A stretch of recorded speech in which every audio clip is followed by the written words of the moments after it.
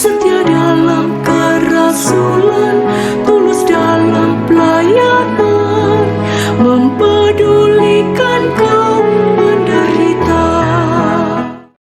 Salve sahabatku semua, mari kita bersama berdoa sebelum mendengarkan cerita pengalaman dari sahabat kakak Aida dari SMGM Oebelo. Mari kita berdoa. Dalam nama Bapa dan Putra dan Roh Kudus. Amin. Ya Allah, Tritunggal Maha Kudus, kami mengucap syukur kepadamu. Utuslah Roh Kudus-Mu untuk membimbing kami semua pada hari ini yang bertugas pada channel Cerita Iman. Namamu kami muliakan, kini dan sepanjang segala masa. Amin. Dalam nama Bapa dan Putra dan Roh Kudus. Amin.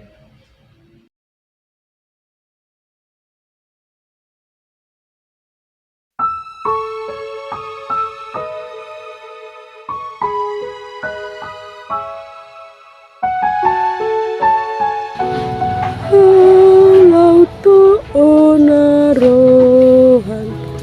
mai sarang ambaita.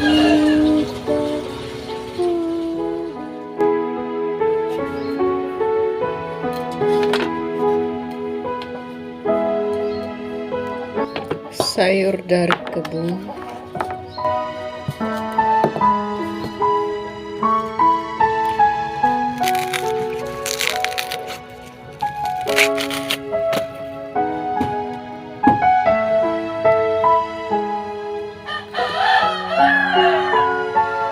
Ora et labora. Apa yang didoakan itu yang dikerjakan. Apa yang dikerjakan itu yang didoakan. Salve, salam sejahtera untuk kita semua sahabat Monsinyur Gabriel Manek di mana saja kita berada. Jumpa lagi dalam channel Cerita Iman SMGM. Kali ini saya akan men-sharingkan pengalaman iman akan kebaikan Tuhan yang saya alami di dalam perjalanan hidup saya, terinspirasi dari kisah si sulung dan si bungsu dalam kitab suci yang kita dengarkan, renungkan selama masa Prapaskah. Sahabat-sahabat, saya memberikan judul untuk cerita iman saya ini dengan judul Kisah si bungsu dalam ziarah aku berserah. Sahabat-sahabat, saya Aida Suarez, bungsu dari 3 bersaudara. Yang pertama meninggal, tinggal saya dengan saudara laki-laki. Dalam perjalanan hidup dari kecil, segala hidup yang saya alami ada suka dan duka. Lebih banyak suka. Segalanya yang di waktu kecil itu merasa hal banyak yang saya lalui dan selalu dipenuhi oleh orang tua.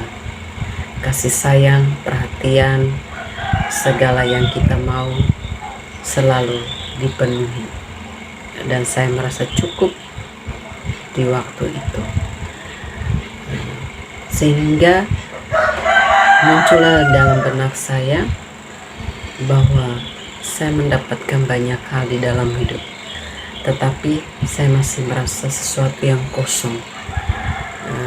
Saya sebagai anak perempuan dan bungsu seharusnya masih ada di bawah perlindungan, pantauan orang tua.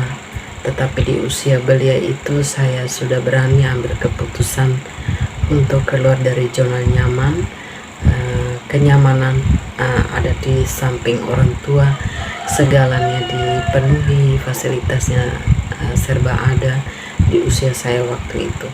Sehingga saya mau merasakan bagaimana menjadi anak yang kuat, anak yang tahan mental ketika jauh dari orang tua. Sehingga itu yang memotivasi saya tinggal jauh dari mereka.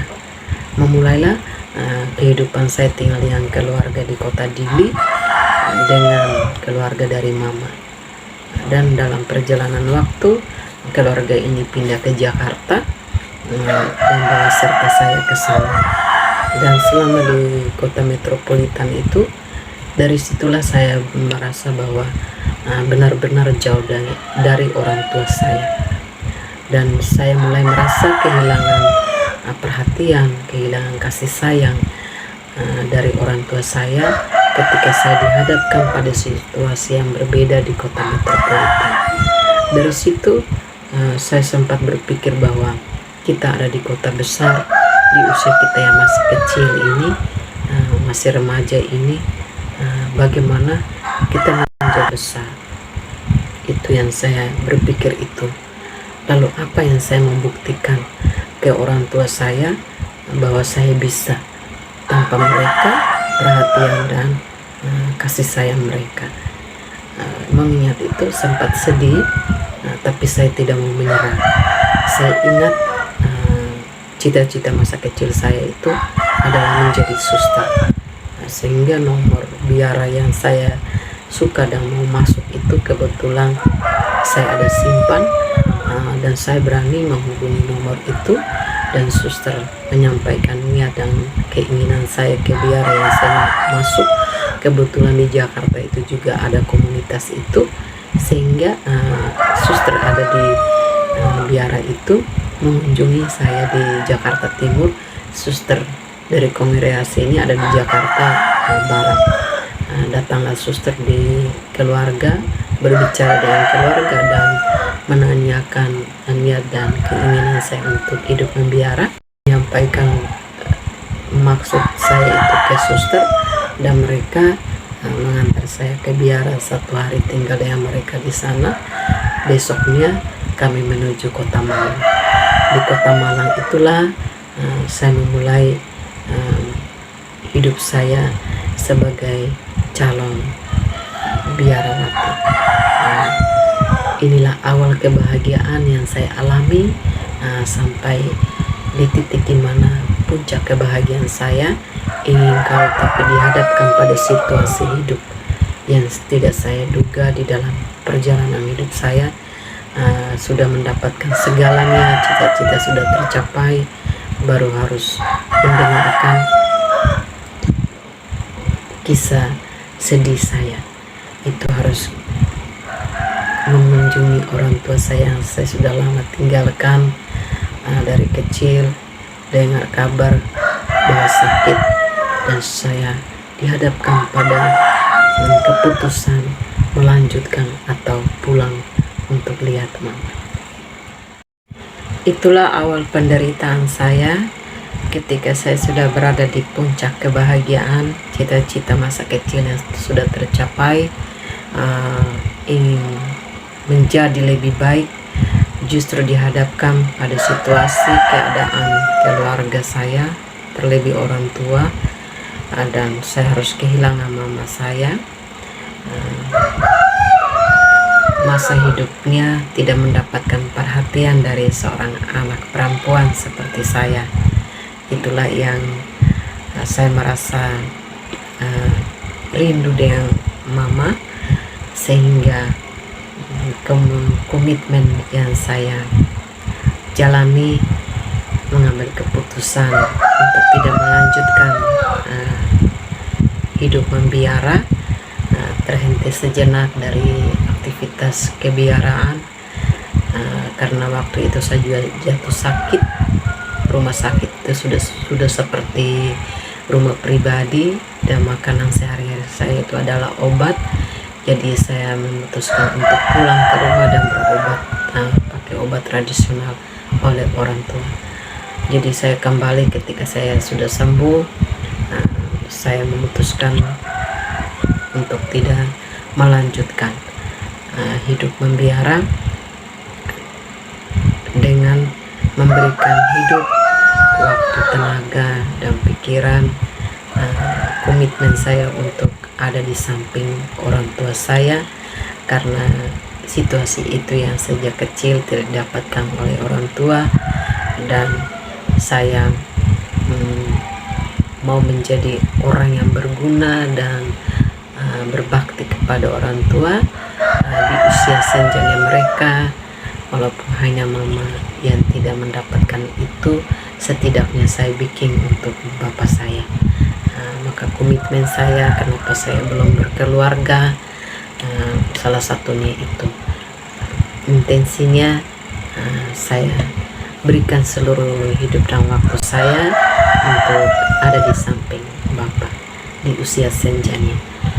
Itulah yang kebahagiaan dari orang tua, anak-anaknya. Pada siapa lagi kalau bukan kepada anak bungsu. Dan anak bungsu itu biasa diberkati memiliki ikatan batin yang dekat dengan orang tua. Bapak mama itu mengandalkan anak bungsu karena itu adalah kekuatannya. Orang tua berhenti di anak bungsu. Jadi ikatan batin antara anak bungsu dengan orang tua itu sangat dekat, sehingga itu yang membuat saya merasa bahwa kenapa saya harus berkecil hati, kenapa saya harus merasa berbeda dengan saudara saya yang lain. Jadi saya menjalani ini dengan rasa syukur dan berterima kasih, walaupun tidak gampang, susah dan capek, tapi itu saya bawa ke dalam tangan Tuhan, berserah kepada Tuhan, bahwa Tuhan yang membimbing saya sampai detik ini. Tuhanlah yang akan mengantar saya untuk menyelesaikan semuanya, hingga semua yang dikehendaki Tuhan untuk hidup saya itu sesuai dengan yang Tuhan mau untuk saya. Demikian kisah perjalanan saya sebagai si bungsu, menyerahkan ziarah perjalanan iman saya ke dalam tangan kasih Tuhan. Apa yang akan terjadi di depannya, tetap mohon Tuhan memberkati saya dan juga sahabat-sahabat semua. Demikian cerita iman saya. Tuhan memberkati. Terima kasih sahabat-sahabat, kita sudah bersama mendengarkan cerita pengalaman kebaikan Tuhan dalam kehidupan sahabat kakak Aida. Mari kita tutup dengan berdoa. Dalam nama Bapa dan Putra dan Roh Kudus. Amin. Ya Allah Bapa di surga, kami berterima kasih atas kebaikan-Mu yang kami terima dalam hidup kami. Berkatilah kami supaya terus menjadi berkat bagi banyak orang lain. Amin. Dalam nama Bapa dan Putra dan Roh Kudus. Amin. Sampai jumpa. Dah. Semangat melayani dengan sepenuh